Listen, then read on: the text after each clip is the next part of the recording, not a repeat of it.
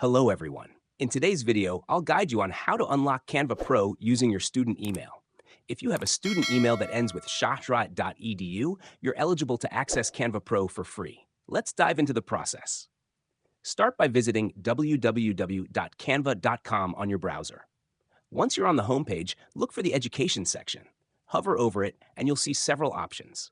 From these, select Teachers and Schools. On the next page, you'll find an option to Get Verified. Click on it, and you might be redirected to the homepage again.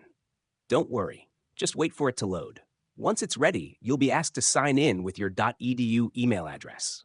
Click on Continue with Google and select Use Another Account if your student email isn't already listed.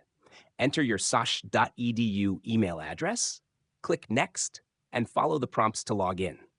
After completing the verification process, Canva will unlock its premium features, granting you full access to Canva Pro, all free with your valid student email.